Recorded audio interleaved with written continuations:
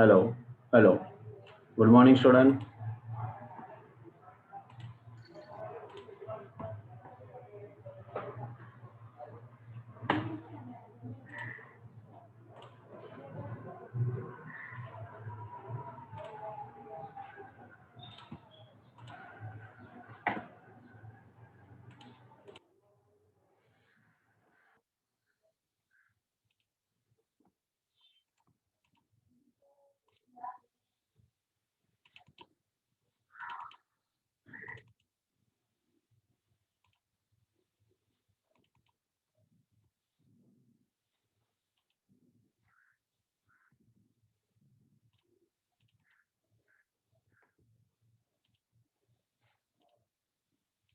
Hello.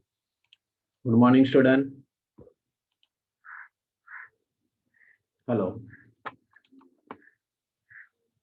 hello. Good morning, student.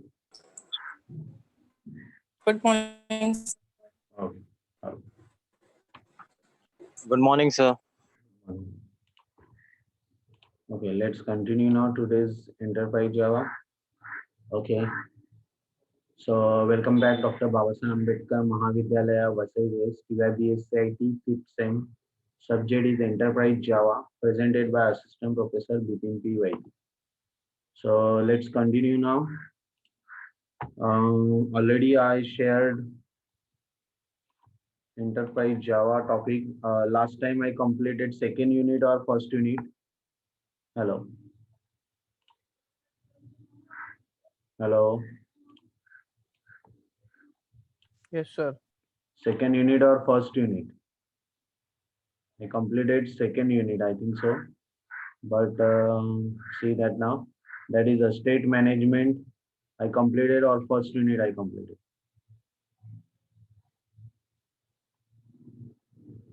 I share you this one also.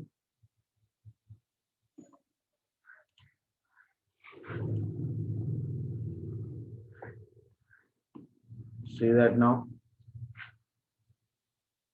State management technique that I completed or not. You have to say. I think unit 1 I completed.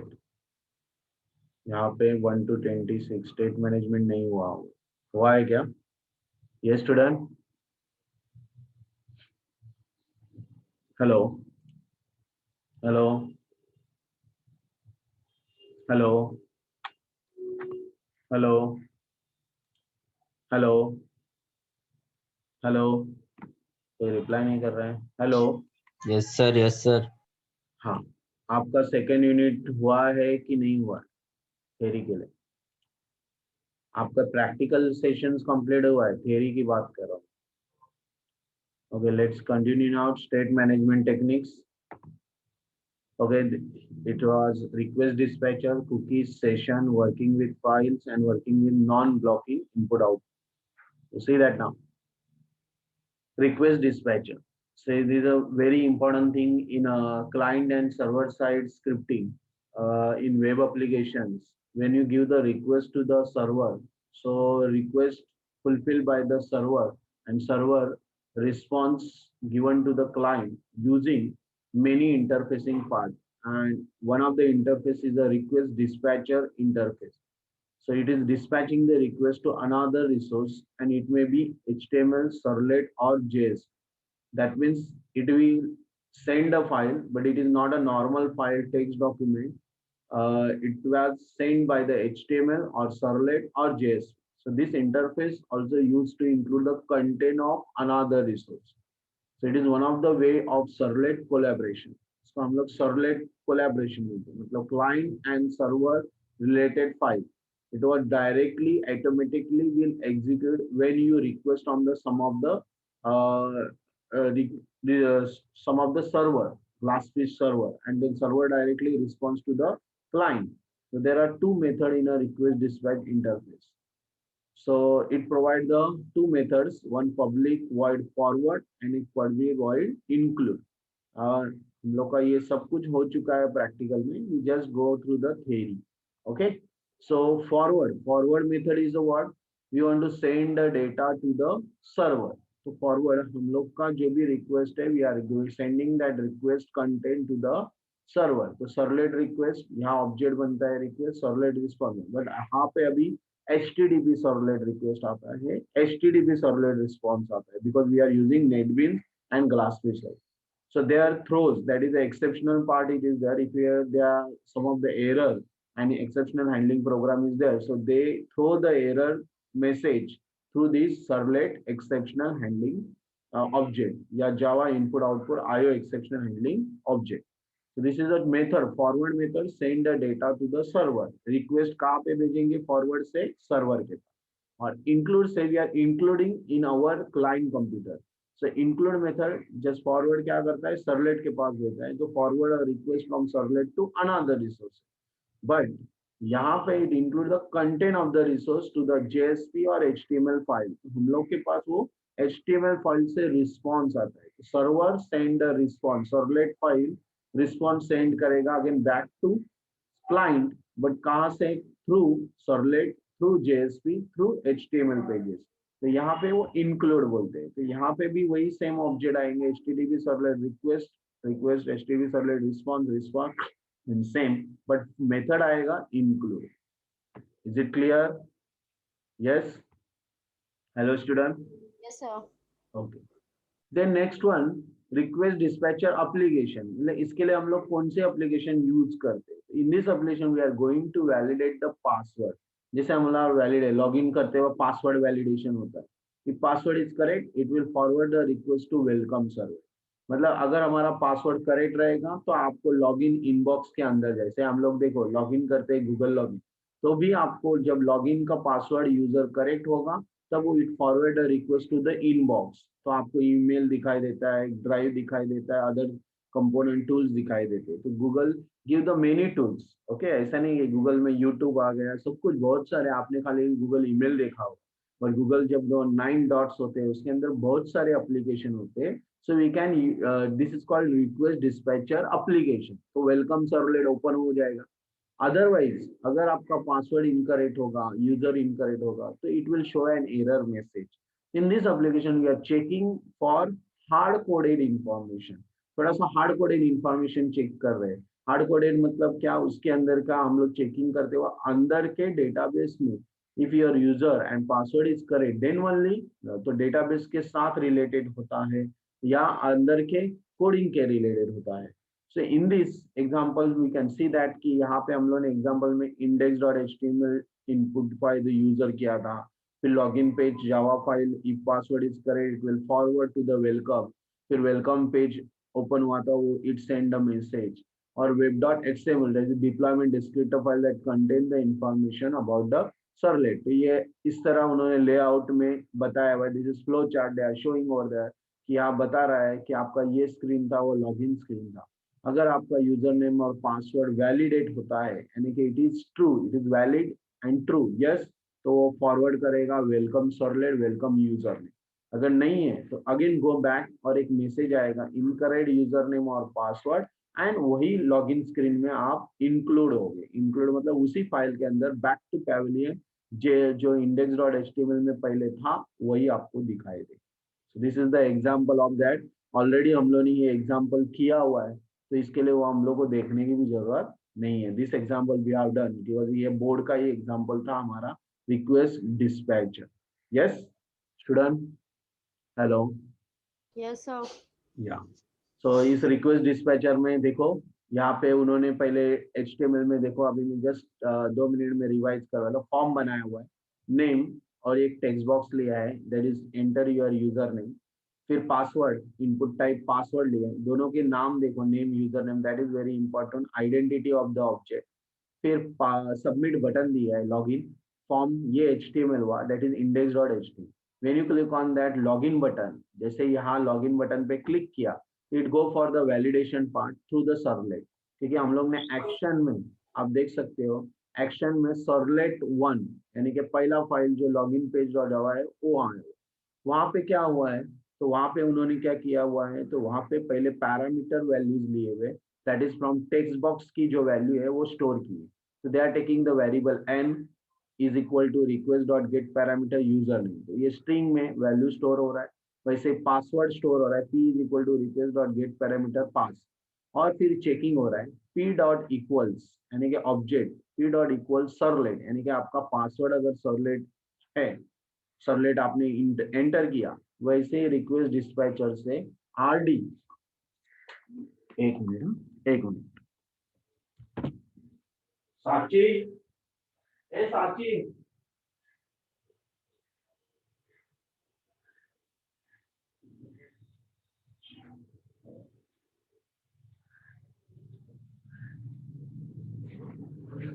okay, hello.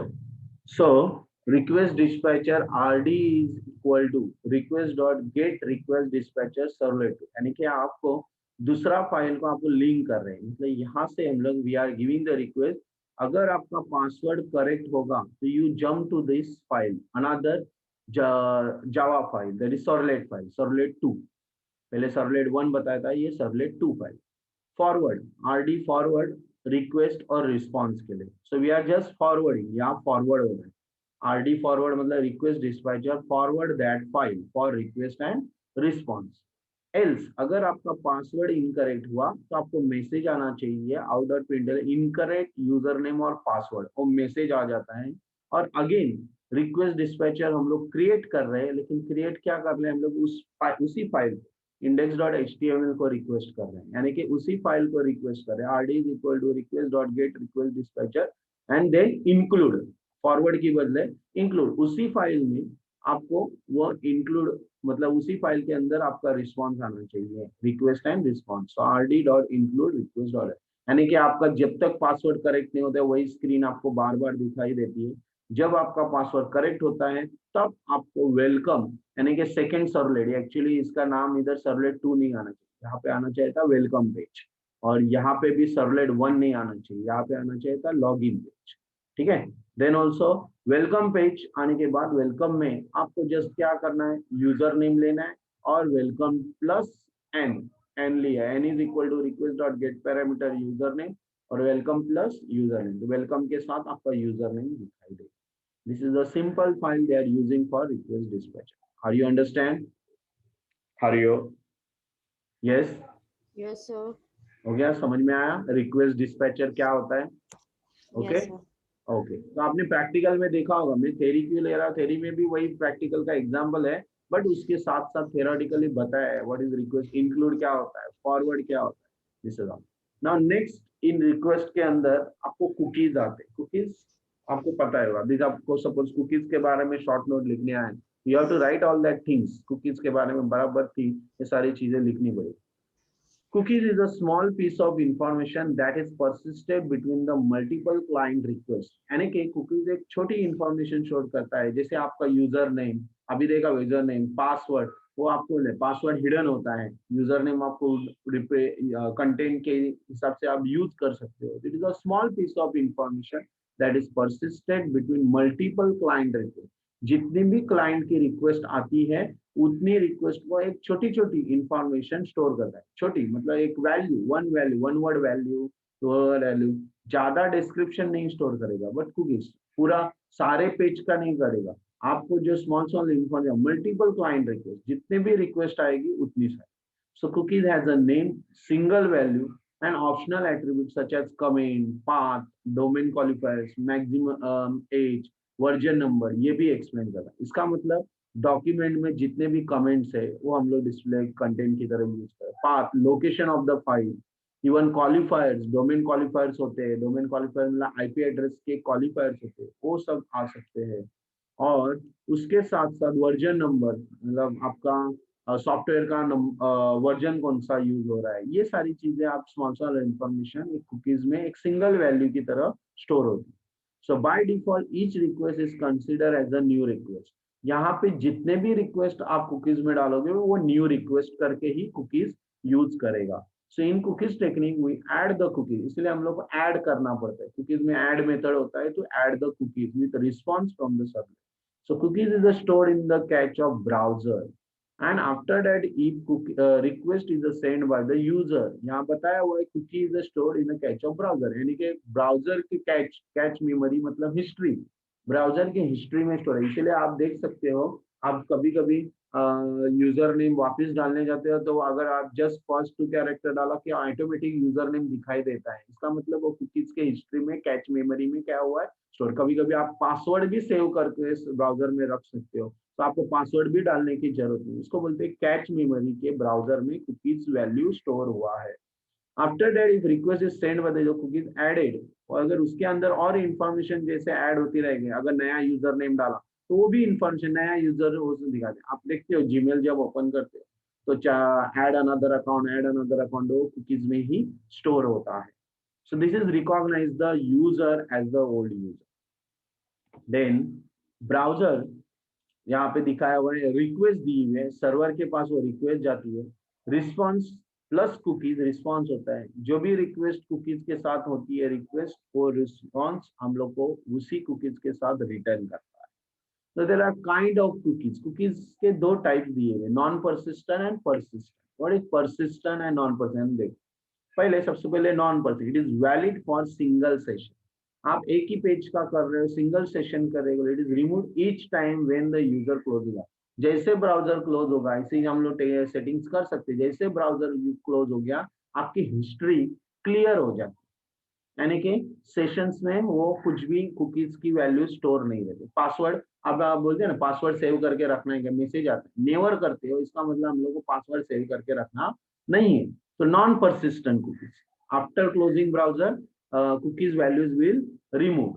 So persistent means it is valid for multiple sessions. It is not removed. Each time when the user closes the browser, it is removed only if the logout.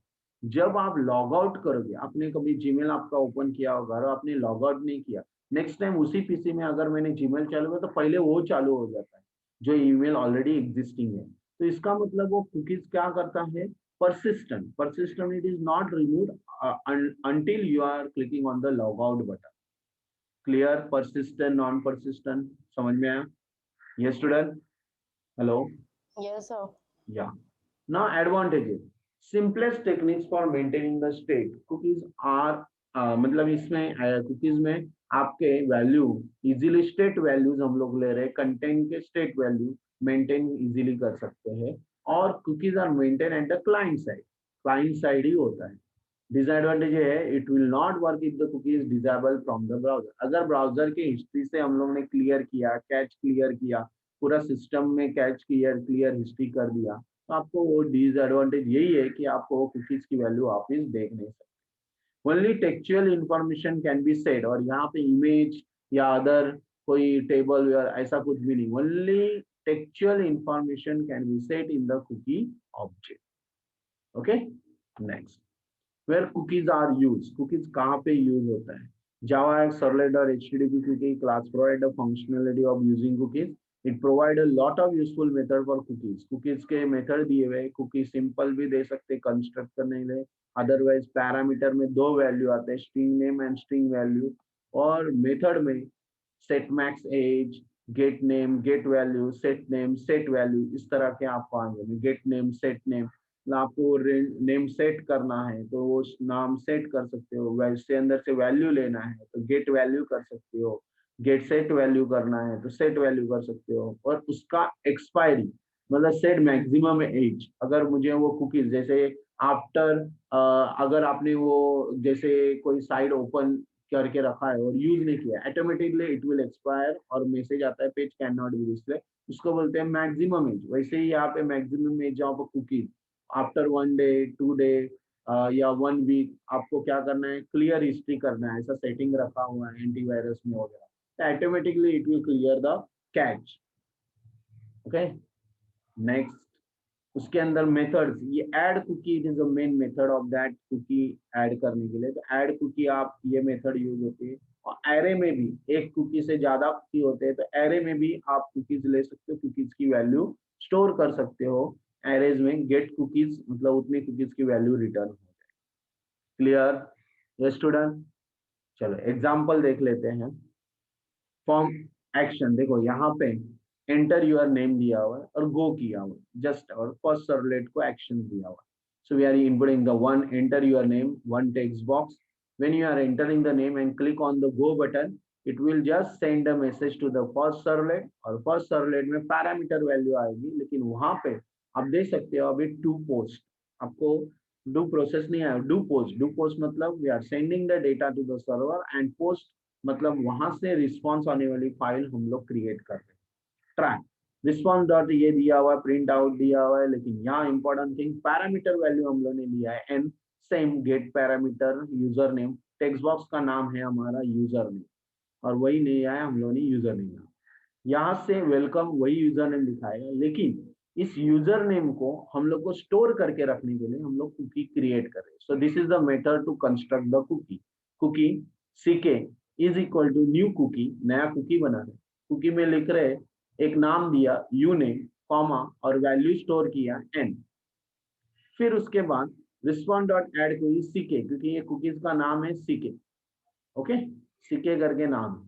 तो ck आप लोगों ने add किया, add करने के बाद उसको action में, फॉर्म एक्शन में सेकंड सर्वलेट को जाने दिया, तो सेकंड सर्वलेट के गो किया, ये कुकीज की वैल्यू कहाँ पे जाएगी, गो सेकंड सर्वलेट में। अगर कुछ एरर आता है तो कैच एक्सेप्शन दिया है, वरना डायरेक्ट सर्वलेट सेकंड सर्वलेट में नहीं।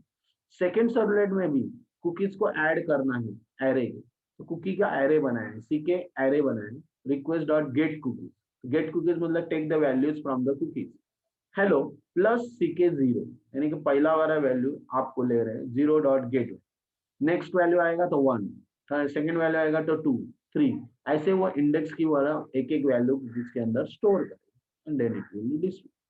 आप जैसे ही वेब डॉट एक्सएमएल चालू करते हो तो आपको सर्वलेट में मैपिंग हो जाता है और उस मैपिंग में ये फाइल दिखाई देगी कि आपका फर्स्ट सर्वलेट पे होता है तब ये फर्स्ट s1 दिखाई देगा, सेकंड सर्वलेट के लिए सेकंड सर्वलेट का फाइल आएगा, ऐसे वो मैपिंग फाइल रेडी करता है। तो यहाँ वेरी इजीली पार्ट, जब enter your name and go करते हो तो आपको मैसेज आएगा वेलकम गणेश। तो ये गणेश वैल्यू कहाँ से आया, तो आपने जो कुकीज स्टोर किया था वो कुकीज गेट कुकीज के वैल्यू से आपको वो वैल्यू दिखा रहा है, get value cookies get value hello and then get cookies value. यहाँ पे भी देखो hello and get cookies value, clear, hello this is servlet 1 file and this is servlet, पहला वाला फाइल ये है, जब गो पे क्लिक करोगे तो सेकेंड वाला फाइल आपको दिखा रहा है हेलो और कुकीज कंटिन्यू, एरे की वैल्यू कंटिन्यू कर रहा है, this is array values Ganesh, it will go through the second servlet and get cookies में वो वैल्यू स्टोर।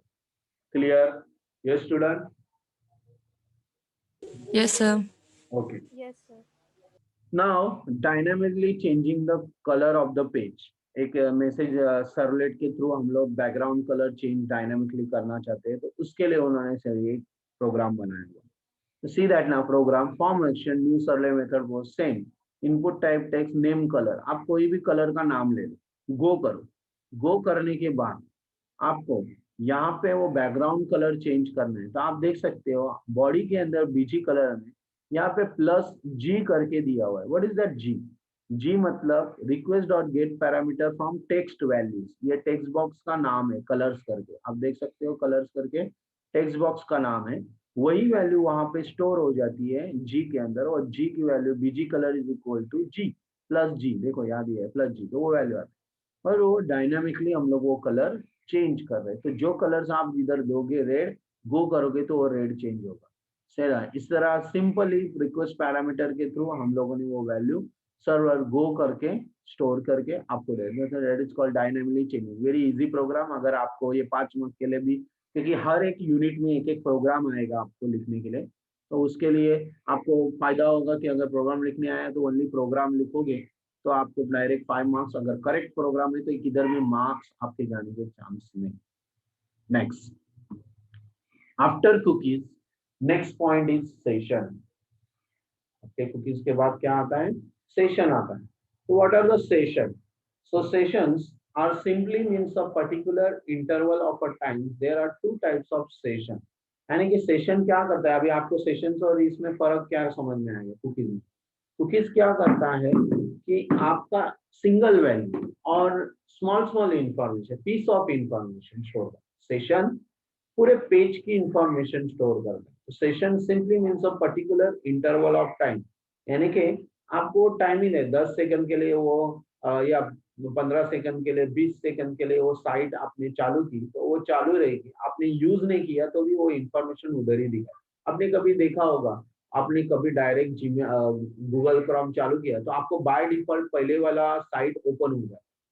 तो डिफॉल्ट साइट ओपन होता है मतलब क्या होता है, सेशन ओपन हो रहा है। एक्चुअल में आपने रिफ्रेश किया नहीं है, तो एक्चुअल में अभी सर्वर अगर रिस्पॉन्स नहीं कर रहा है वो पता नहीं है, लेकिन आपने सेशन चालू, session simply means a particular interval of time it will start.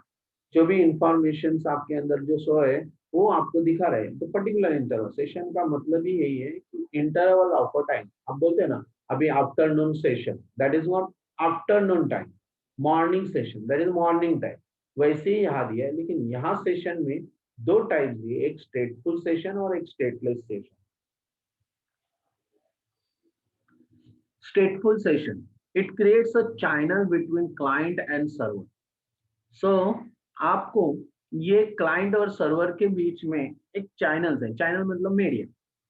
It will close if one of the end get disturb, जब तक वो डिस्टर्ब नहीं होता है तब तक वो क्लोज हो जाएगा। मतलब कैसे, आपने अगर उसको यूज ही नहीं किया, साइट ओपन करके रखा है लेकिन यूज ही नहीं किया, तो क्या हो जाएगा, वो सेशन आपको रिस्पांस देना बंद हो जाएगा, सर्वर रिस्पांस क्लाइंट को। जैसे मैंने गूगल चालू किया और उसके अंदर कुछ सर्च कर रहा और उसके बाद में 10 मिनट के लिए बाहर गया, तो सेशन क्या होगा, वो expire.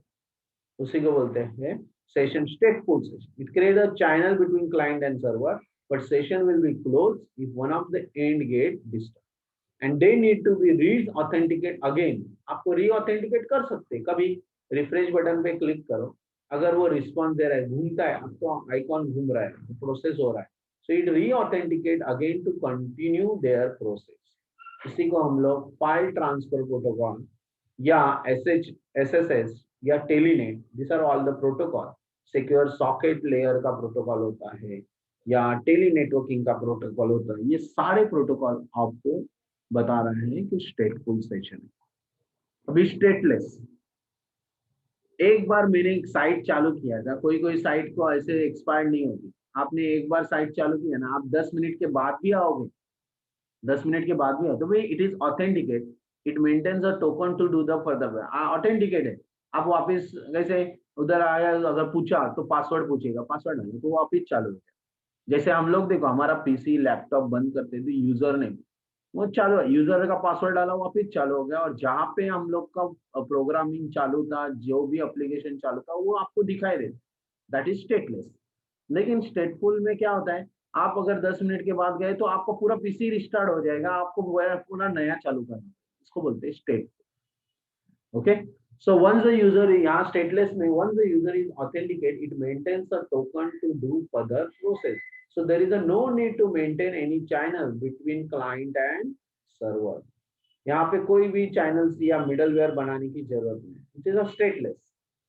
Client needs to only re-authenticate if the token is lost. अगर खाली lost हो गया होगा टोकन, तो ही आपको re-authenticate करना पड़ेगा, यानी कि पासवर्ड डाल के वापस। This is HTTP protocol, यानी कि आपका वेबसाइट का protocol. All the web based application HTTP protocols are there, और वो उसके अंदर हम लोग हो, जैसे मैं अपना खुद का कॉलेज का वेबसाइट चालू कर, वो एक्सपायर्ड नहीं होता जब तक आप उसको क्लोज नहीं करते हो, लॉग आउट नहीं करते हो। Okay, is it clear? Yes student? Yes, sir. Okay, so this is a session के बारे में बताया, और आगे लाइफ साइकिल दिया है। लाइफ साइकिल में बताया हुआ, every request associated with an HTTP session object, हर एक जो भी रिक्वेस्ट होता है, it is associated with an HTTP session object. सो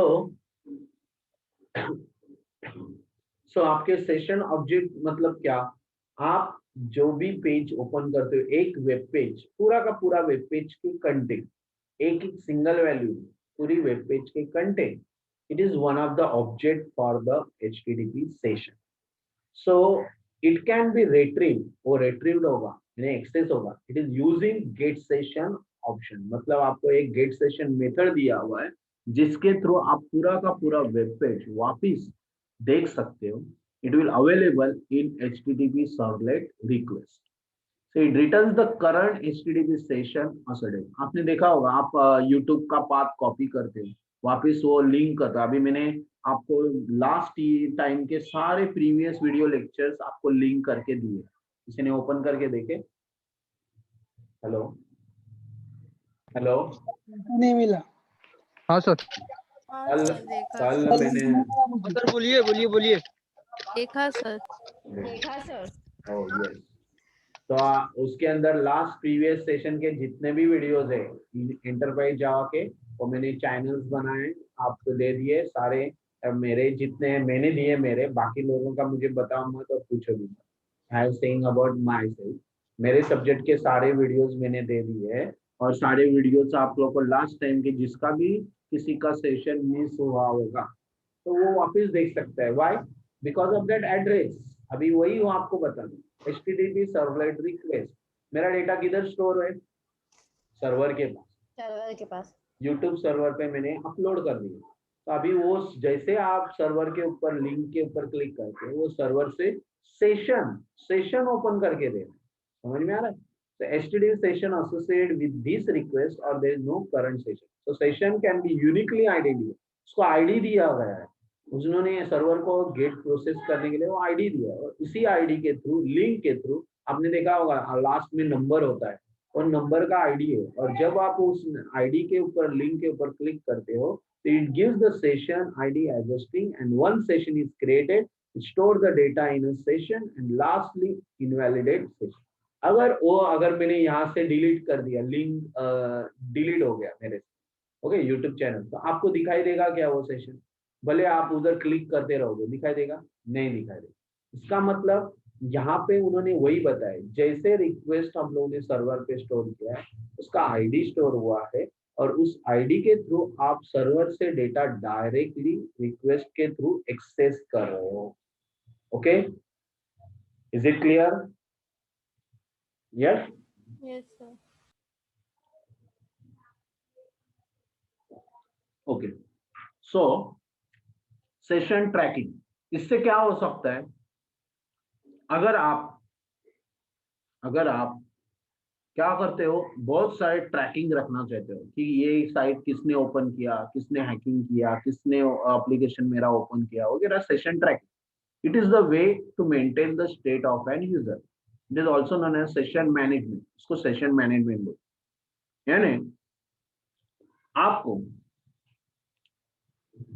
हमेशा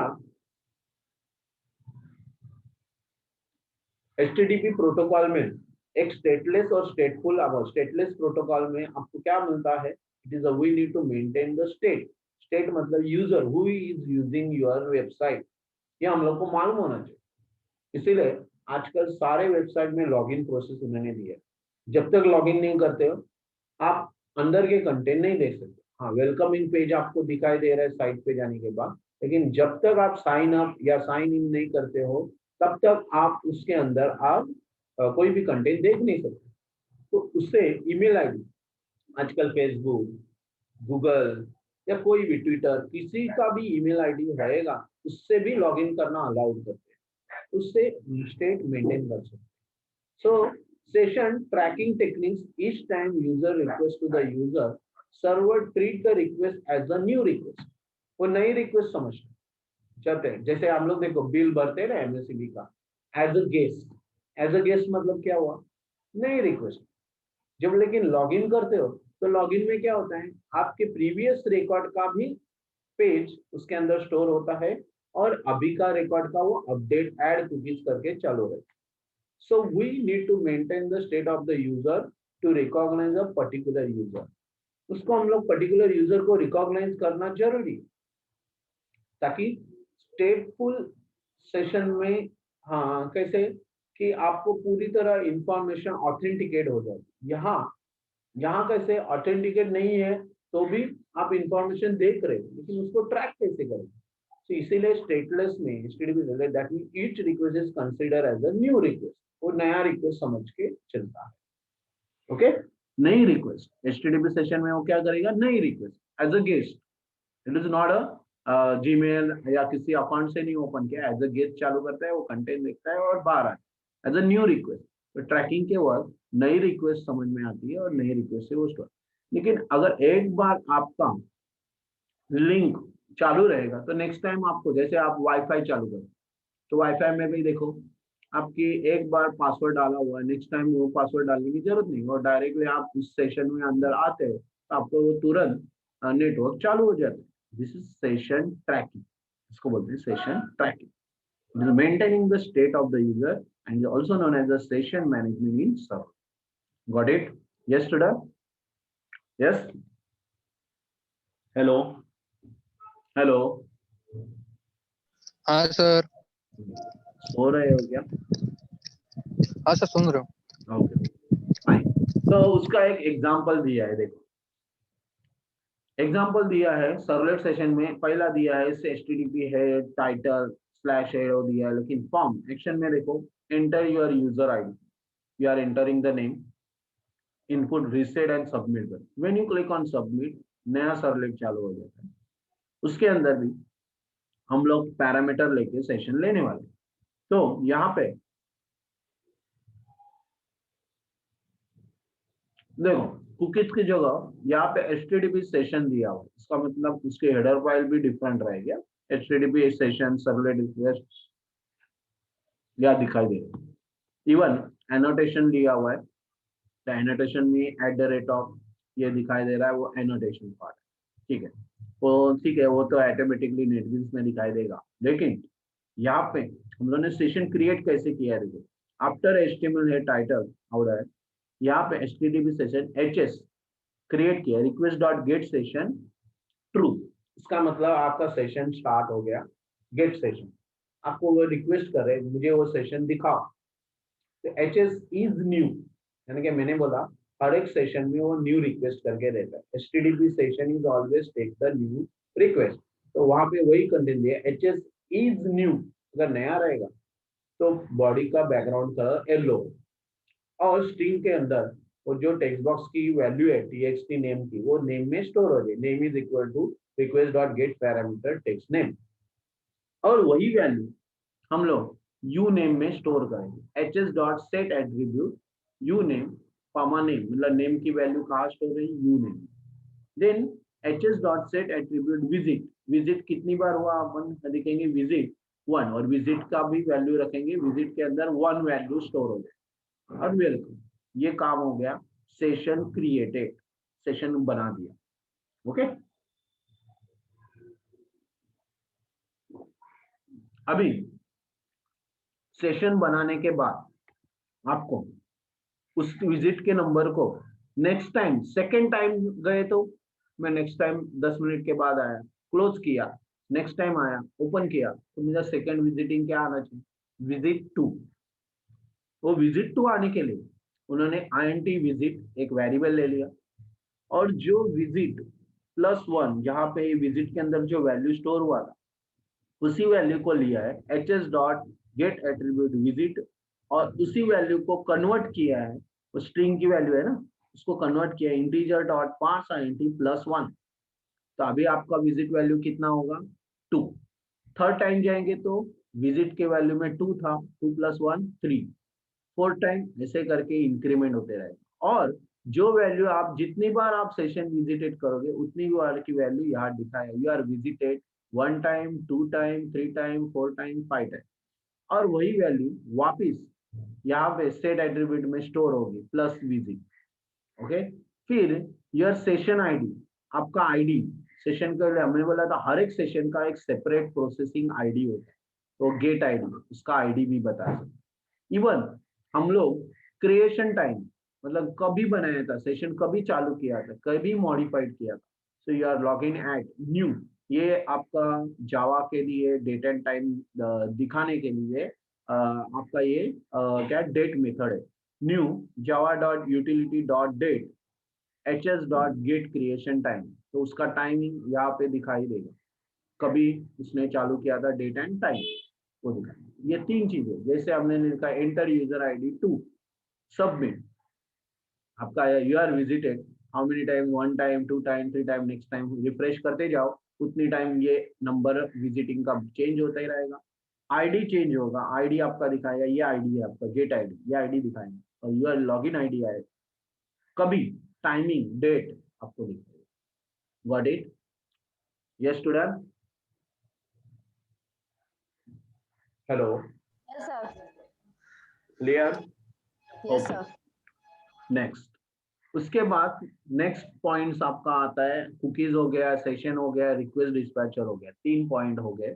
अभी नेक्स्ट पॉइंट आता है, you are to working with the files, file uploading, file downloading, this is attachment of the file और डाउनलोडिंग ऑफ द फाइल। तो उसके लिए working with files and uploading files उन्होंने कुछ पॉइंट बताए हुए। तो we are requesting that file upload करो या डाउनलोड, तो ये बताया हुआ है। तो इसके अंदर आप देख सकते हो कि at many places we require to upload the file in extension like PDF, document, JPG। आपको कौन से फाइल्स आप ओपन अपलोड करते हो? PDF, document file, JPG file या PDF file, okay, portable document format. This it has the facility to upload the file use of input and output. तो इन्होंने जैसे C++ में input stream and output stream था, वैसे ही यहाँ पे uploading करने के लिए उन्होंने input stream and output stream class file दिया हुआ है। सो इसके अंदर क्रिएटिंग अपलोडिंग फाइल एप्लीकेशन, देखो एक प्रोग्राम बताया हुआ उन्होंने, आपको पता होगा, आपको इनपुट टाइप फाइल करके है, आपको मालूम है फाइल करके आपका एक, जैसे type is equal to text box, type is equal to radio, वैसे टाइप इज फाइल। तो फाइल के अंदर आपको किस तरह आएगा फाइल जब आएगी, तो देखो आउटपुट में बता रहा है, नहीं आउटपुट दिखाना चाहिए, आउटपुट में हाँ नहीं है। आउटपुट में आपको मतलब फाइल में क्या होगा, फाइल ब्राउज करके आएगा, ओपन फोल्डर होगा, और फिर ओपन फोल्डर में आप जो फाइल सिलेक्ट करोगे वो फाइल उसमें, तो उसको बोलते हैं input type file. Okay, so name file, मतलब फाइल ओपनिंग का डायलॉग बॉक्स कैसे आता है, वैसे ही आपको फाइल ब्राउज करने के लिए एक टेक्स्ट बॉक्स और उसके अंदर लोकेशन स्टोर होगा। सो input type file, name file, ID file, इसको आईडी भी दिया हुआ। फिर डेस्टिनेशन, उसका डेस्टिनेशन भी स्टोर करके रखना है, इसके लिए text box, input type text, value. By default destination हम लोग एक फोल्डर के अंदर /टेम्पररी फोल्डर के अंदर स्टोर करते हैं। नेम डेस्टिनेशन, ये फोल्डर बनाना पड़ेगा C ड्राइव में, D ड्राइव में, तो उसका लोकेशन D:/10 लाइन ब्रेक। फिर आफ्टर दैट सबमिट बटन, और उसका नाम दिया है upload file. When you click on the upload button, upload के ऊपर क्लिक करेंगे तो ये फाइल कहाँ पे जानी चाहिए, जहाँ पे हम लोगों ने एक्शन दिया है फाइल अपलोड, वहां पे उसका रिस्पॉन्स आना चाहिए, और टेम्प फोल्डर में उसको फाइल अपलोड हो गए दिखाई देनी चाहिए। तो उसका कोडिंग, उसके कोडिंग के लिए उन्होंने क्या किया, सबसे पहले path destination, request dot get parameter destination. मैंने क्या बताया था, जब आप सिलेक्ट करोगे फाइल ओपन का डायलॉग बॉक्स आएगा, ओपन डायलॉग बॉक्स में जो भी लोकेशन सिलेक्ट करोगे वो टेक्स्ट बॉक्स के अंदर स्टोर होगा, यहाँ इनपुट टाइप टेक्स्ट, और वही वैल्यू डेस्टिनेशन, देखो नाम है डेस्टिनेशन, वही वैल्यू पैरामीटर में यहाँ पे लेना है, path, path is equal to request dot get parameter destination. Then part को डिवाइड करना है फाइल में, तो उन्होंने पार्ट बताया, फाइल पार्ट, हम लोग को पाथ जो मिला है, ऐसे पूरा पाथ मिलता है, जैसे ऊपर एड्रेस बार में है C:/user/vpin/ ये पूरा, उसको पार्ट में डिवाइड होना चाहिए। तो उनको file part is equal to request dot get part file, तो फाइल का पार्ट डिवाइड हो। उसका बाद फाइल नेम रेडी होगा, फाइल नेम में क्या होगा, पार्ट वाइज में फोल्डर में डिवाइड होगा, और file part dot get submitted file name to string में कन्वर्ट होगा। फिर उसी फाइल नेम से हम लोग जानेंगे कौन सा फाइल अपलोड करना है। आउटपुट स्ट्रीम उन्होंने नल दिया है, इनपुट स्ट्रीम नल दिया है। ट्राई, ये तो डायरेक्ट भी उसी के अंदर, एक्चुअली ट्राई के अंदर ही आएगा। Output stream, new file output stream, new file मतलब नया पाथ हम लोग को लेना है, क्या होगा, path plus file dot separator. आपको पता है एक्सटेंशंस ऑफ द फाइल होता है, उसको सेपरेटर बोलते हैं, फाइल डॉट सेपरेटर। तो जितने भी डॉट आएंगे उतना सेपरेटर होगा, लास्ट में जो एक ही डॉट आता है तो वो file dot separator plus file name, location, folder plus extension and file name, ये डिवाइड। फिर file part dot get input stream, read in int read is equal to 0, read करना है तो रीडिंग के लिए एक एक कैरेक्टर एक एक रीड करना है। तो while read is equal to is read not equal to -1, जब तक -1 में पूरा रीड नहीं होता है, कंटेंट उसके अंदर के कंटेंट पूरे रीड नहीं होते हैं, तब तक वो क्या करेगा, read the information in the output stream, O dot write read.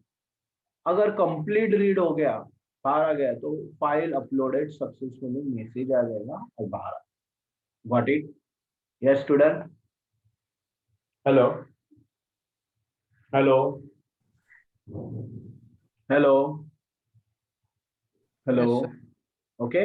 तो this is the all that thing. जैसे फाइल के लिए ये सारी चीजें इंपॉर्टेंट, जैसे आपको ये पार्ट बनाना, पार्ट फाइल का पार्ट बनाना, ये कॉमन रहेगा। फिर उसके आउटपुट स्ट्रीम में डालना, अभी आउटपुट के लिए था, अभी इनपुट के लिए। इनपुट मतलब हुआ डाउनलोड। अभी देखो नीचे डाउनलोड वाले फाइल का एग्जाम्पल।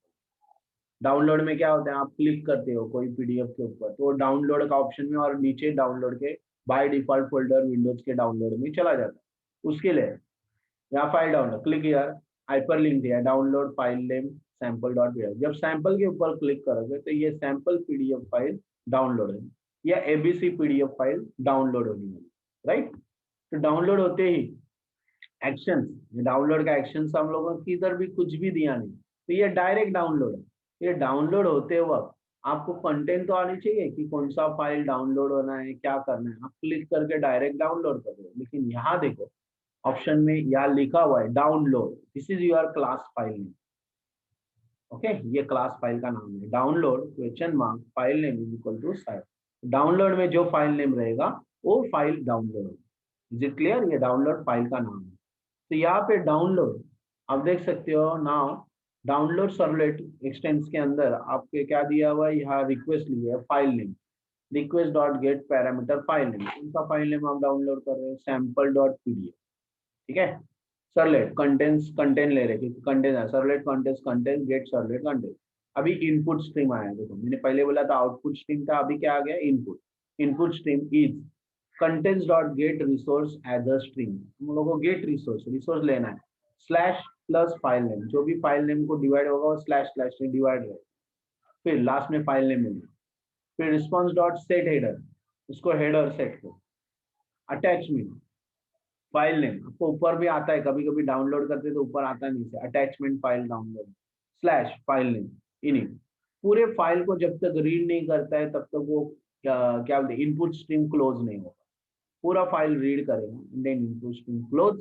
आफ्टर डाउनलोडिंग आपको इनपुट स्ट्रीम क्लोज होगा, out dot close.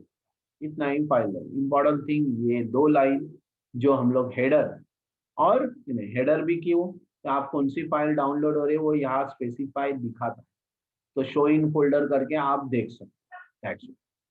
Clear? Yes student, hello, Yes, sir. Okay. तो ये दोनों चीजें समझ में आई? Yes, sir. ओके। अभी नेक्स्ट पॉइंट है आपका working with non blocking input output. Okay, so non blocking input output does not wait for the data. Non blocking आपको डेटा आया कि नहीं आया उसका मतलब नहीं, फाइल आपको दिखाई देगा ब्लैंक हो क्या हो। तो non blocking input does not wait for the data to be read और write before returning, that is Java non-input output blocking file. The non-blocking mode allows the thread to request writing data to the channel, but not it to be fully written. fully आपने कभी देखा होगा file जो open होती है उस पूरी की पूरी फाइल नहीं आती, आधी आधी आती है, देखा है आपने? थोड़ी आती है 20%, फिर थोड़ा रिफ्रेश करते हो ऐसे। It depends on processor speed.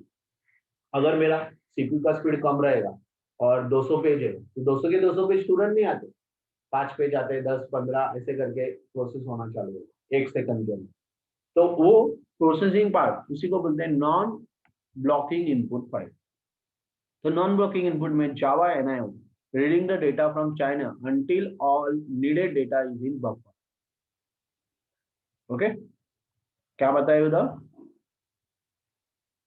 NIO, Java NIO यानी कि Java non input output file, blocking file. तो it is a reading data from a channel, वो चाइनल मीडिया से वो डेटा लेगा, यानी कि PDF file, Acrobat reader file, या माइक्रोसॉफ्ट वर्ड फाइल, या JPG file. until all needed data it is buffer। Buffer क्या है पता है क्या? Buffer is one type of memory. Input और आउटपुट स्ट्रीम के लिए बफर मेमोरी की जरूरत है। पूरा का पूरा कंटेंट रीड करने के लिए we require the buffer, and buffer is the using RAM memory, random access memory, RAM। वो एक्चुअल रैम को यूज करता है जब डेटा रीड करता है, डाउनलोड होता है, अपलोड होता है ना, तो RAM actual physical RAM use होती है। और so it is reading the data from channel until all needed data is in buffer। तो यहाँ पे चैनल के थ्रू डेटा रीड होना है, जब तक रीड नहीं होता तब तक वो डेटा चेक भी होता है, फिल होता है, एंड देन इट विल, ये थ्रेड वाइज डेटा देता है। A single thread managing the multiple connection, एक थ्रेड बहुत सारे कनेक्शन को मैनेज। अगर मैं डाउनलोड कर रहा हूँ, थोड़ी देर के बाद जैसे आपको रिजल्ट आता है, रिजल्ट कभी रिजल्ट डाउनलोड किया ही होगा तो आपको पता रहेगा, रिजल्ट डाउनलोड होते हुआ आपका एक ही बिना पूरी यूनिवर्सिटी में सारे कॉलेज का रिकॉर्ड आता है, वो पीडीएफ में बनाते। क्यों पीडीएफ में बनाते? ताकि पेज वाइज वो देख सके। तो it is single thread, multiple connections are there, single thread managing multiple connection. आप एक कॉलेज, आप कोई भी कॉलेज, मतलब जिस कॉलेज का इंडेक्स नंबर या जो भी है रहेगा, उस कॉलेज के नंबर डालते हो, पासवर्ड डालते हो, उसका रिजल्ट वो देखता है, तो उसी के हिसाब से वो थ्रेड कनेक्शन, वही फाइल एक्सेस होगा, लेकिन thread wise multiple connection wise. Okay, clear? Hello hello, Yes, sir. या next, how to create that reading non blocking file. देखो अभी क्या दिया है नॉन ब्लॉकिंग के लिए, उन्होंने मेटा कैरेक्टर ये सब दिया है ना, that is Meta character non blocking servlet के लिए बताया है कंटेंट। ओके, उसकी जरूरत नहीं है डायरेक्टली। यहाँ पे उन्होंने index.html बताया, देखो, लेकिन यहाँ पे देखो HTTP इक्विपमेंट में रिफ्रेश, जब भी रिफ्रेश करोगे तब content 0 URL non blocking servlet, ये दिया है ना नॉन ब्लॉकिंग सर्वलेट URL, इसका मतलब आपका नॉन ब्लॉकिंग सर्वलेट के पास वो रिस्पॉन्स है। अभी नॉन ब्लॉकिंग सर्वलेट में आपने क्या किया हुआ है, तो आपने ऐसे लिखा है सर्वलेट फाइल नेम /web/.en, यानी कि नेटबीन्स में एक फोल्डर होता है, उसके अंदर एक फाइल रखी हुई है abc.txt, वो है text document, normal text file name, ये वो फाइल नेम के अंदर स्टोर होगा। फिर कंटेंट गेट सर्वलेट कंटेंट, उसके अंदर के कंटेंट इधर सी के अंदर स्टोर होगा। फिर input stream c.get resource as a stream, जैसे हम लोग ने पहले प्रोग्राम में लिया था get resource as a stream, तो वो स्ट्रीम पूरा लेगा, फाइल नेम के जितने कंटेंट है वो इनपुट एज अ इनपुट ले लेगा। फिर path location http:// request dot server name, जहां से सर्वर से डेटा आ रहा है उस सर्वर का नाम, plus request dot get server port का नाम 8080, path location of the file get context path slash, then reading non blocking servlet. अभी रीडिंग नॉन ब्लॉकिंग सर्वलेट मतलब क्या हुआ, वही फाइल जो आपका रीडिंग ब्लॉकिंग के अंदर रीड हो रहा है, यानी कि abc.content। फिर यूआरएल, उसका नया यूआरएल पाथ रेडी करेंगे, और फिर यूआरएल कनेक्शंस रेडी करके ओपन कनेक्शंस करेंगे। Okay, so URL http URL connection con http URL dot open connection, open हो गया। फिर connection dot send chunk string mode 2, तो यहाँ पे टू रीड राइट ऐसे हम लोग वो मोड देते हैं। अभी रीड ओनली होता है, राइट होता है, मैं राइट में कंटेंट को यूज कर सकते हैं, कॉपी पेस्ट कर सकते हैं, ऐसे भी कंटेंट होते हैं, वो स्ट्रीमिंग मोड बोलते हैं उसको, चंक स्ट्रीमिंग मोड। तो ये अलग अलग 0 1 2 ऐसे स्ट्रीमिंग मोड है। फिर connection dot set do output true, फिर उसको आउटपुट ट्रू करेंगे, कनेक्शन कनेक्ट होगा।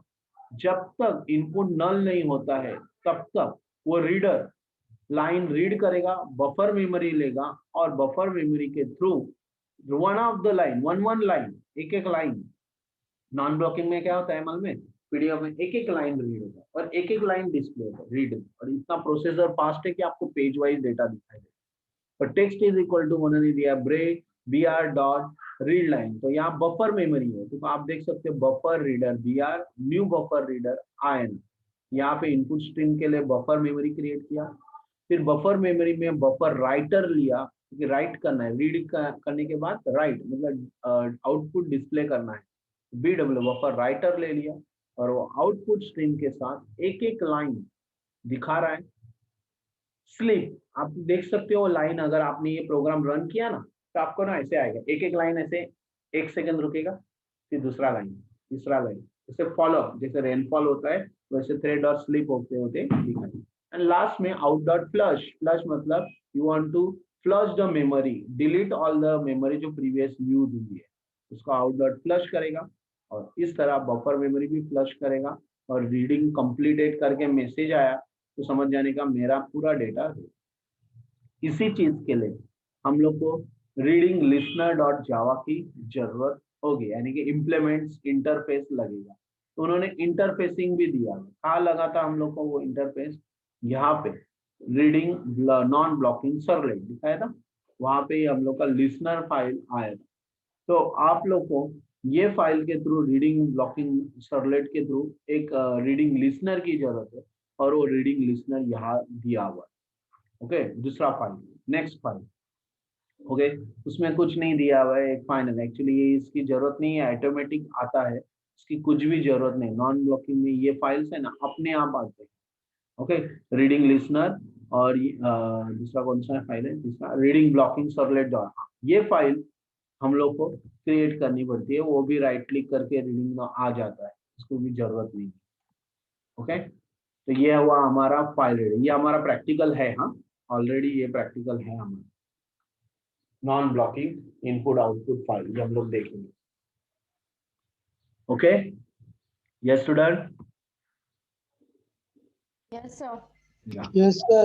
It read the PDF file and it show the one line, यहाँ पे एक एक लाइन ऐसे डिस्प्ले होते जाएगा। Okay, next one, after that directly उन्होंने क्रिएटिंग द वेब एप्लीकेशन बोला है, और ऑलरेडी हम लोग को पता है how to create a web application. Go on file, click on new project, select the category that is Java Web, provide the project name, click on the next, select the framework which you want to click on and then finish। ये हमारे NetBeans में हमारा हो चुका है, मैं नेटबिन start करता हूँ, आपको पता चलेगा ऑलरेडी ये हमारा हो चुका है web application create.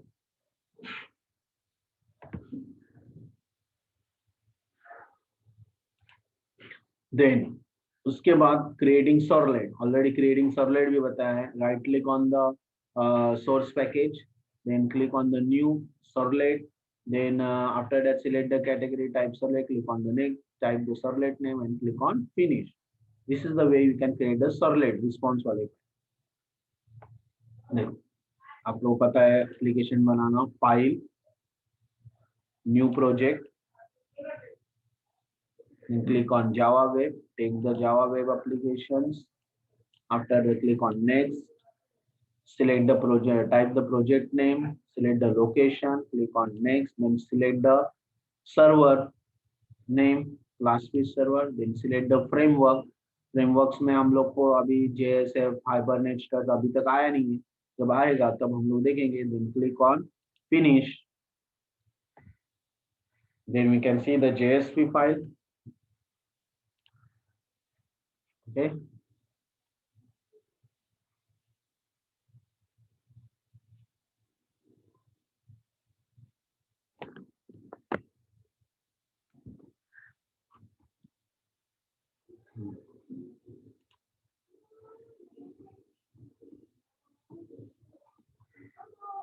yeah, now after that उसके बाद सोर्स पैकेज पे राइट क्लिक करो and then click on new servlet, और नया सर्वलेट फाइल बना के आप पैकेज में डाल सकते हो, otherwise click on next, add to descriptor and then finish. This way you have to create the servlet response file. तो ये दो फाइल होते हैं, एक HTML और एक servlet. Okay, this is the two ways you can use it.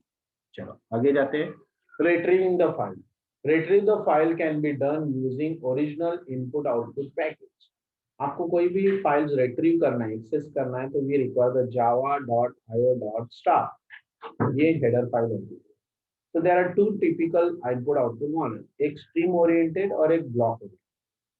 Stream oriented movement of the single byte one at a time. Stream oriented जो होता है वो एक at a time single byte और एट अ टाइम एक ही bite लेता है। So byte names and character strings are one byte, simple, and it is simple. But block oriented में वैसा नहीं है, it is dealing data in a blocks, यानी कि आपका डेटा पूरा का पूरा ब्लॉक में इनपुट। तो ब्लॉक especially what all जितना भी कंटेंट आते हैं वो सारे एक ब्लॉक में रखे जाते हैं और एक ब्लॉक जो bulk of data transfer from one location to another, so low level data transfer mechanism. Channels and buffer, उसके लिए बफर की जरूरत होती है, मीडिया चैनल्स की जरूरत होती है, and it is a faster of course. पूरा का पूरा वेब पेज सेंड करना मतलब it is fast, okay. So that is block oriented. आजकल ऑब्जेक्ट ओरिएंटेड का जमाना है, तो ब्लॉक ओरिएंटेड ही यूज होता है। नेक्स्ट, तो ये दो रिट्रीविंग फाइल बताए हुए हैं। आफ्टर दैट तो ऐसे हम लोग को एक आगे जेएसपी फाइल बताई है, किस तरह करना है, क्रिएट करना है, वो भी बताया। Creation of new JSP can be done using following step. कैसे जेएसपी बनाना है, तो just right click on the web page, new, and then take the JSP और न्यू जेएसपी फाइल। यहाँ पे JSP standard syntax, segment, document, इस तरह आता है। हम लोग स्टैंडर्ड सिंटैक्स करते हैं और फिनिश करते हैं। तो यहाँ नया जेएसपी फाइल जितने भी चाहिए उतने फॉर्म क्रिएट कर सकते हो, नया JSP file. This is the 3 files they are showing और they are how to create JSP. Clear? यहाँ सेकेंड यूनिट कंप्लीट हुआ है। उसमें इंपॉर्टेंट आपका क्या क्या आ गया? रिक्वेस्ट डिस्पैचर, फिर कुकीज, फिर सेशन, उसके बाद आपका कुकीज सेशन के बाद working with files, working with file, upload and download, and non-blocking input output data या files। ठीक है? Yes, sir. हो गया। चलो, ये हुआ हमारा सेकेंड। अभी मैं थर्ड यूनिट भी आपको भेजता हूँ।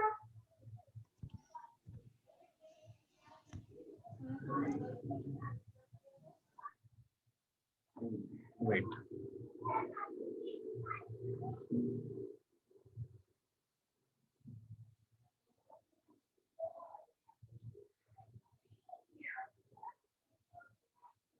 कल आपको थर्ड यूनिट भेजा है क्या? नहीं ना?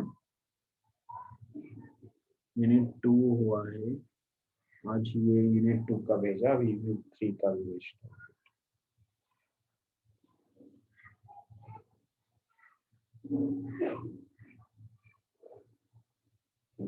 यूनिट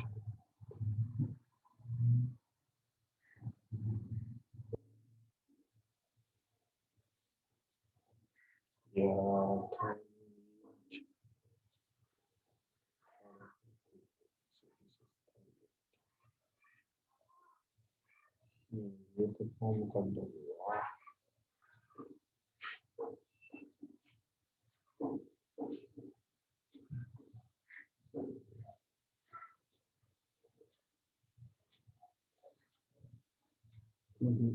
थर्ड यूनिट, यूनिट 2, ये यूनिट 3 किधर है?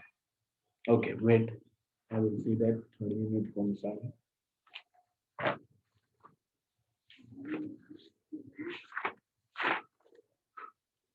Understanding Java server pages.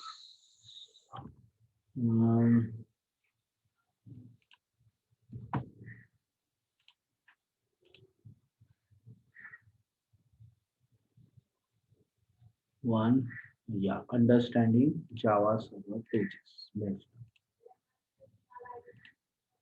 चलो, भेजा मैंने, आपको सेंड किया है। ये होगा second unit complete, admit.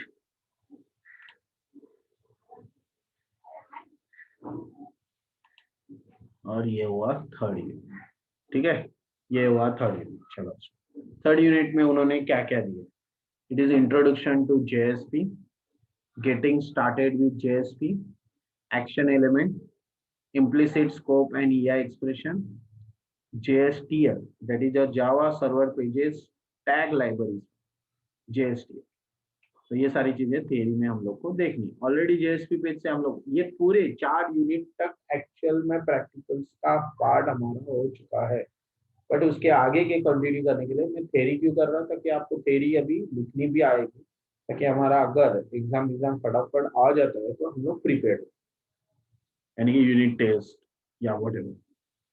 So JSP technology it is used to create web applications. Already हम लोगों ने देखा है कि हमारे नेटबीन्स में जेएसपी पे जस्ट लाइक एचटीएमएल होता है, और उसमें हम लोग हमारा फॉर्म एलिमेंट्स और विंडोज एलिमेंट्स जो है वो क्रिएट करते हैं और कंटेंट्स का डिजाइन पार्ट हम लोग क्रिएट करते हैं। JSP is technology is used to create the web application like servlet, but it is an extension to servlet.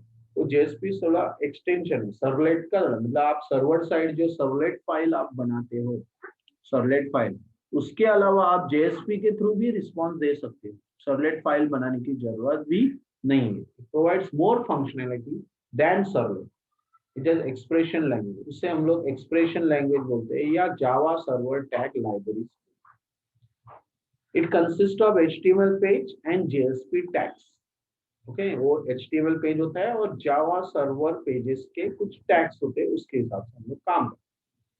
So JSP pages are easier to maintain than servlet. Servlet से ज्यादा easier maintain because we can separate design and develop. कि हम लोग अलग अलग file से उसको response दे रहे हैं।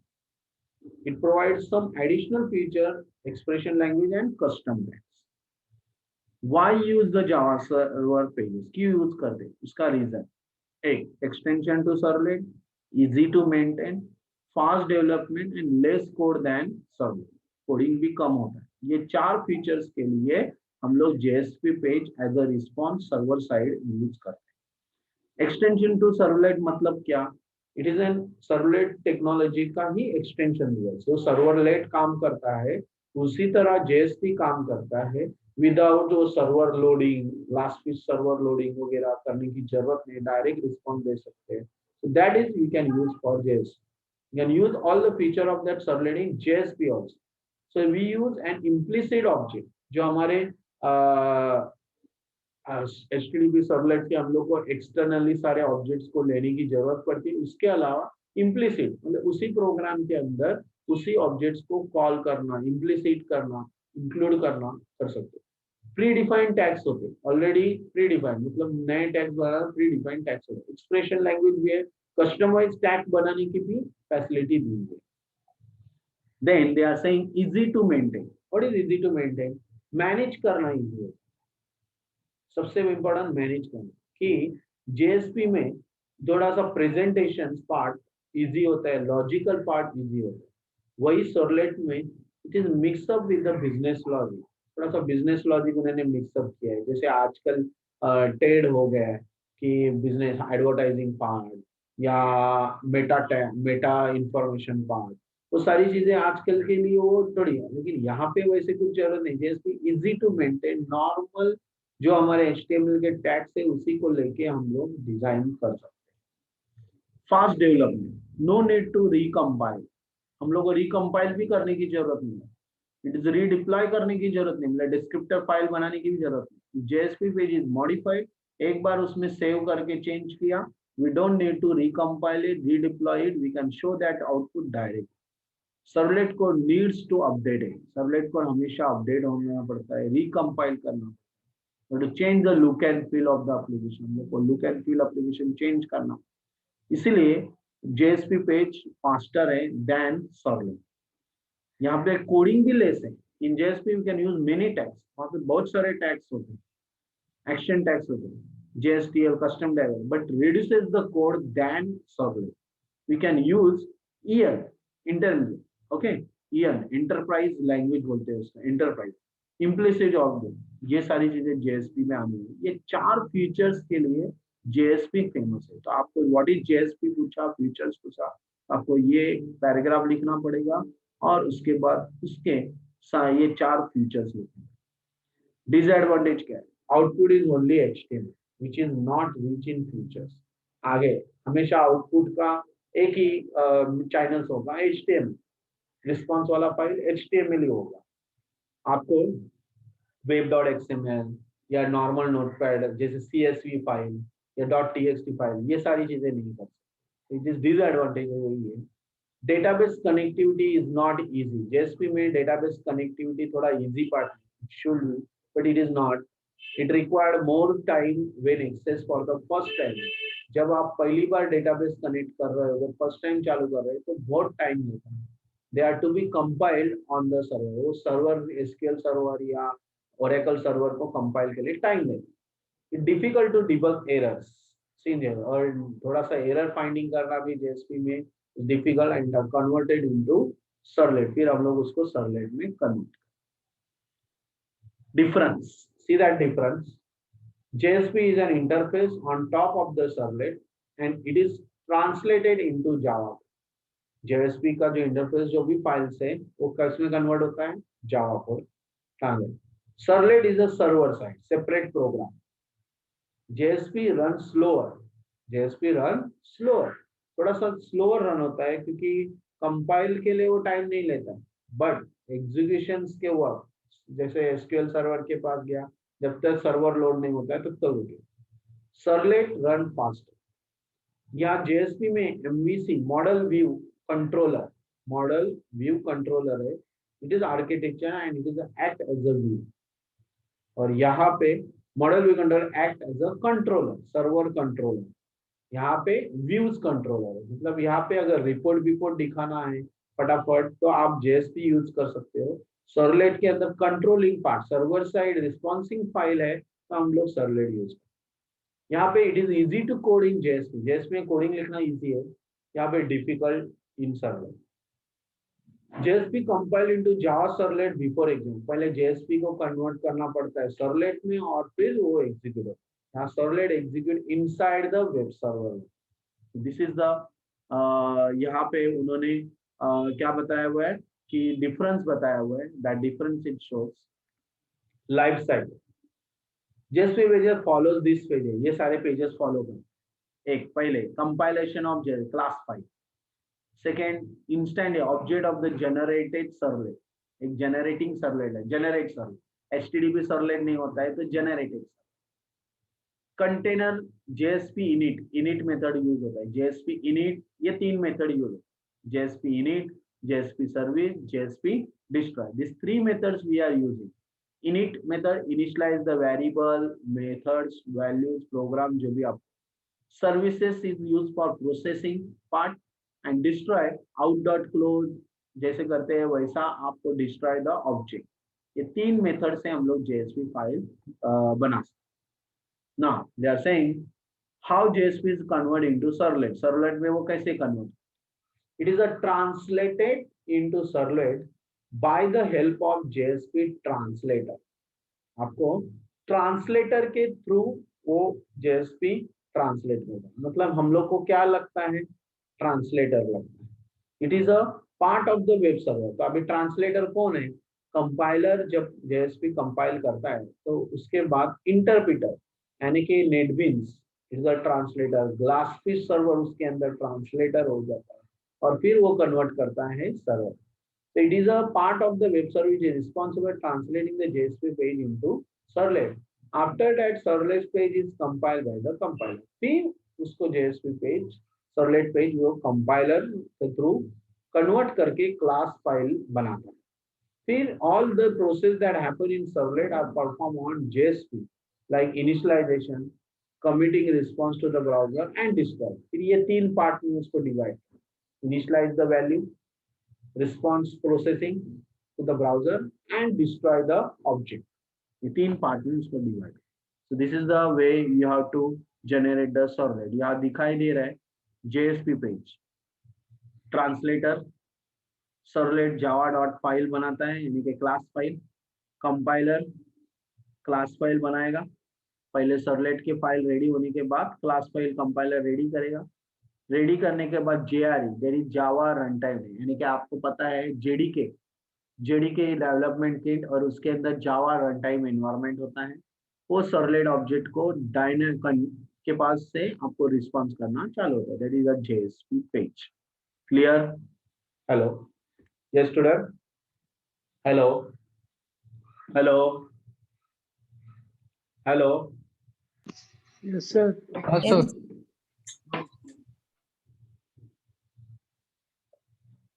So JSP simply puts a Java inside the PDF. How does a JSP function? मतलब HTML पेज के अंदर JSP functioning कैसे करता है. So you can take any existing HTML page, changes extension with the JSP. जो normal HTML page होता है उसको भी आप एक्सटेंशन दोगे .JSP तो वो HTML का पेज क्या बन जाता है, JSP. Scripting elements are used to provide the dynamic pages. मतलब स्क्रिप्ट लैंग्वेज के थ्रू हम लोग डायनामिक वेब पेज बना सकते हैं। यहाँ पे हम लोगों ने दिखाया हुआ है कि यहाँ पे HTML है, टाइटल है, सब कुछ है, लेकिन जब स्क्रिप्ट लैंग्वेज यूज करोगे तो उसके अंदर लिंक, हाइपर लिंक, वो सब करके भी आप linking to the another web page, turn into the, फिर उन्होंने मेरा each JS page turn into Java servlet, और हर एक पेज वो जावा सर्वलेट बन सकता है, कंपाइल और लोड। तो आपको यहाँ पे रिक्वेस्ट करनी पड़ती है, मतलब you have to give the actions, request, hyperlink में भी रिक्वेस्ट दे सकते हो, नॉन ब्लॉकिंग मेटा डेटा में भी रिक्वेस्ट दे सकते हो, कहाँ पे भी आप एक्शंस दे सकते हो। So each JSP is turned into a Java servlet, compiled and loaded, and this compile happens on the first request. After the first request, file does not take long to load anymore. एक बार load हो गया वो servlet, फिर उसके बाद आपको time देने की जरूरत नहीं। Every time you change the JSP, it will be recompiled again. So you can examine source code produced by the JSP translation process. इसको खाली translation process का time लगता है। There is a directory called generated in Sun Java J2EE application. यहाँ पे ये directory है, server where you can find the source code. जैसे हम लोग प्रोजेक्ट के सर्विसेज फाइल्स में जाते हैं, तो यहाँ पे जनरेटेड सोर्सेस, यहाँ देख सकते हो, यहाँ सोर्स आपका चालू हो जाते हैं, वहाँ वेब के फाइल में आपका इंडेक्स जारी, आप फाइल रेडी हो जाए, जो भी फाइल है ना, source folder, Java file, package के अंदर, ये सारी फाइल्स यहाँ रेडी होती हैं। तो वहाँ उन्होंने वही बताया हुआ है कि there is a directory called generated sun Java J2EE application server where you can find the source code. उसमें आपका सोर्स कोड दिखाई देगा, जो HTML में बनाया है HTML, सर्वलेट का बनाया है वो सर्वलेट फाइल अलग से दिखाई देगा। So important thing, note that JSP service method corresponding to servlet service method, which is called the do get and do post. इसमें दो मेथड होते हैं, do get and do post। जैसे हम लोग देखते हैं कैलकुलेटर में भी, यहाँ प्रोसेस रिक्वेस्ट दिया हुआ है, लेकिन आप लेफ्ट साइड में देखो, यहाँ दो मेथड है, डू गेट और डू पोस्ट। हम लोग एक ही मेथड के थ्रू काम करते हैं, प्रोसेस रिक्वेस्ट, बट यहाँ एक्चुअल में do get and do post method से अलग अलग हम लोग, gate method is used to receive the data from the server, और do post send the data to the server। ऐसे दो चीजें हम लोग अलग से करते हैं। This way it will function. Clear? Hello, clear? Yes, sir. Yeah. How does JSP execute? Simple. If you are not using NetBeans ID, then perform following step. अगर आपने NetBeans यूज नहीं किया, डायरेक्ट किया, तो भी आप इस तरह स्ट्रक्चर बना सकते हो और कर सकते हो। Mostly we are using directly. आपका जब फाइल रन होती है, जब मैं फाइल रन करता हूँ कोई भी फाइल, तब आप देख सकते हो कि यहाँ पे http://localhost: port number / folder name / then file name. अगर आपने डायरेक्ट एड्रेस बार में यही लिखा http://localhost, देखो तो वहाँ पे 8080 या 8088 8888 / एंड फाइल नेम जो भी रहेगा, तो वो फाइल्स आपका एग्जीक्यूशन होते हुए दिखाई देंगे। इसका मतलब ही क्या है, उन्होंने direct location of that file आपका वही है जो पोर्ट नंबर में दिया हुआ है। जैसे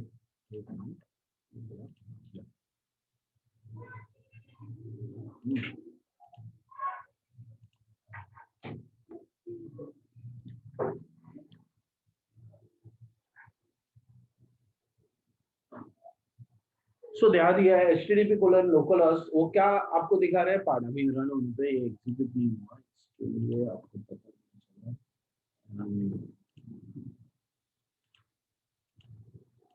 यहाँ पे देखो http://localhost, देखो यहाँ आंसर का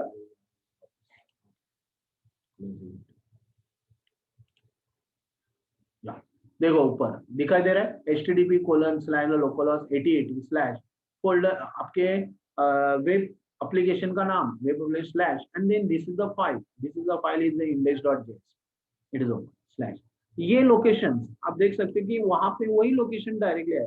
सो वहां पे directly it start the server to the JSP folder, and deploy on the server, visit and browse by the URL directly. Then also we can see the out. So there is a no need to directly suggest if you don't have the class file. मतलब आपके पास नहीं है तो भी कोई problem नहीं है, आप डायरेक्टली स्ट्रक्चर को देके उसको एक्सेल की वो फाइल एग्जीक्यूट कर सकते हैं. बट अगर आपके पास इंटरफेस है तो आप वो यूज करोगे, दैट इज नेटबिन्स, और उसके थ्रू भी कर सकते हैं. देयर आर इंटरफेसिंग पार्ट में उन्होंने बताया JSP API. There are two package, servlet.jsp tag ESP और servlet.jsp पैकेज. तो हम लोग पैकेज में भी डेटा रख सकते हैं. ये देखो इस पैकेज में इतने सारे ऑलरेडी एग्जिस्टिंग टैग दिखाई दे रहे हैं. Hello,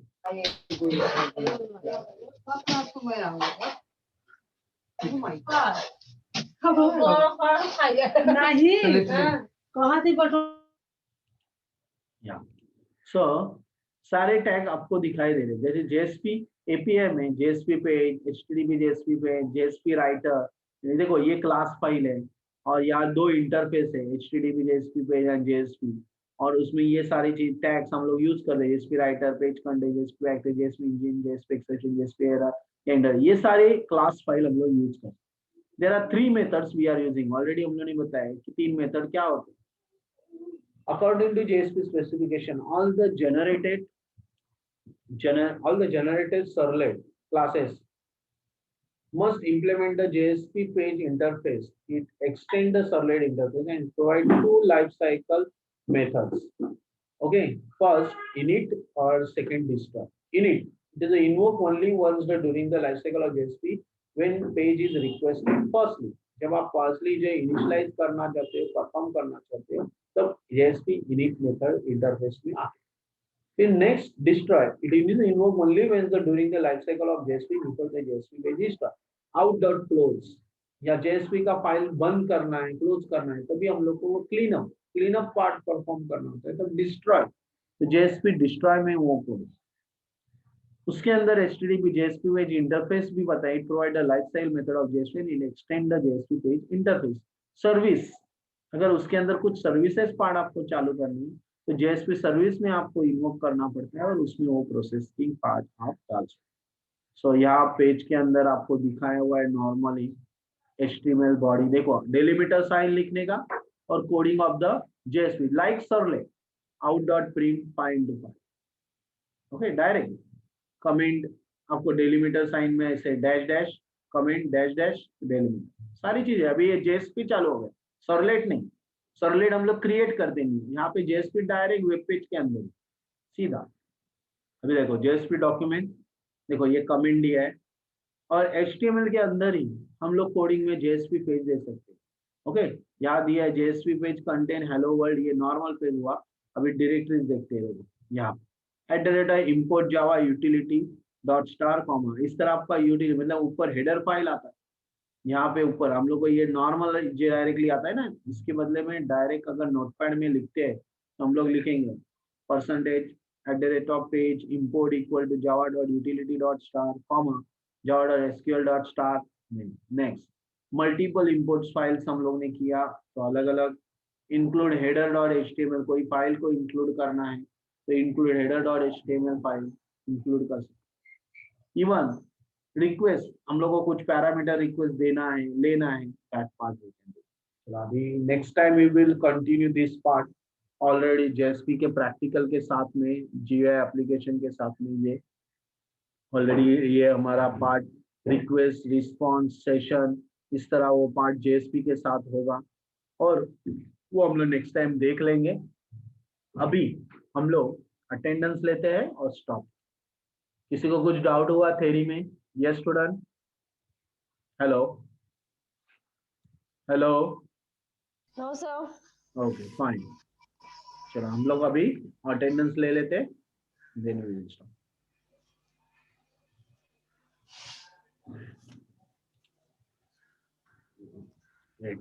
enterprise Java.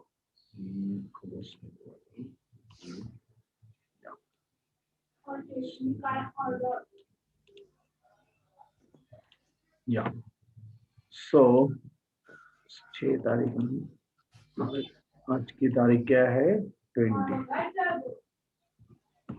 Okay, give me attendance. Roll number 1 to 10.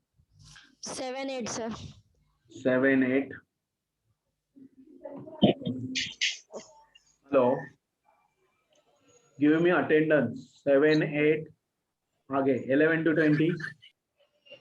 16. 16, 20.